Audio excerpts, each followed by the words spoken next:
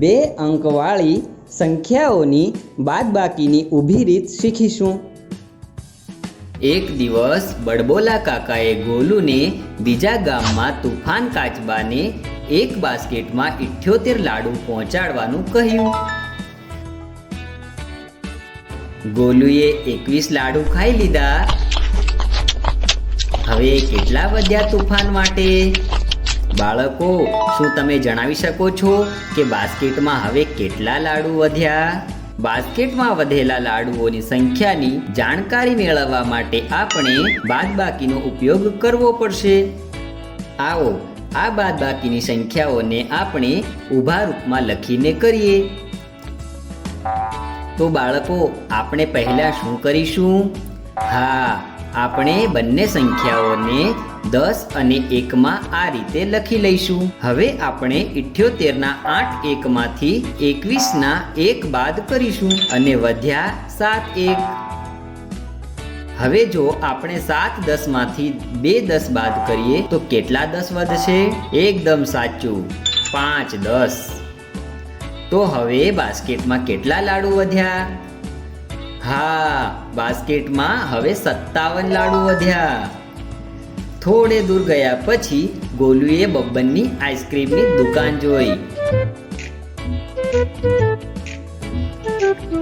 ગોલુનું મન ફરીથી લલચાઈ ગયું।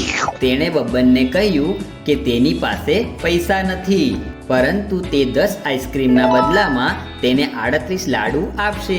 બબ્બન તરત માની ગયો અને તેણે 38 લાડુના બદલામાં ગોલુને 10 આઈસ્ક્રીમ આપી દીધી। બાળકો, શું તમે જણાવી શકો છો કે બાસ્કેટમાં હવે કેટલા લાડુ વધ્યા? આ જાણવા માટે આપણે 57માંથી 38 બાદ કરવા પડશે। બાળકો, શું આપણે 7 1માંથી 8 1 બાદ કરી શકીએ છીએ? ના। તો હવે આપણે શું કરીએ? હવે આપણે 5 10 માંથી 1 10 ઉછીના એટલે કે દસકો લઈ લઈશું અને 7 1માં 10 1 ઉમેરી દઈશું। આ રીતે હવે આપણી પાસે કુલ કેટલા 1 અને કેટલા 10 થયા?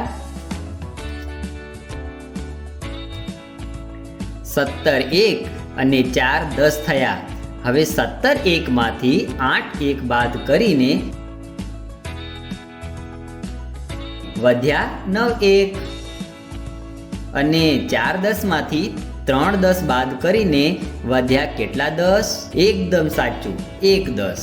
હવે ગોલુના બાસ્કેટમાં માત્ર 19 લાડુ વધ્યા હતા। ગોલુ 19 લાડુ લઈને છેલ્લે તુફાન કાચબા જોડે પહોંચી ગયો।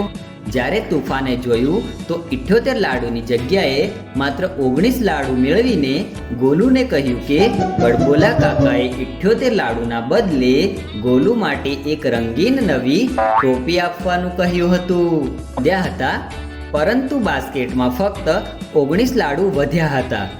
તે તેણે નવી ટોપી નહીં આપે। ગોલુ નિરાશ થઈને ઘરે પાછો ફર્યો અને રસ્તામાં તેણે લાલચ કેમ કરી એ વાત પર પોતાને કોસતો રહ્યો। બાળકો, આ ભાગમાં આપણે 2 અંકવાળી સંખ્યાઓની બાદબાકીની ઊભી રીત શીખ્યા।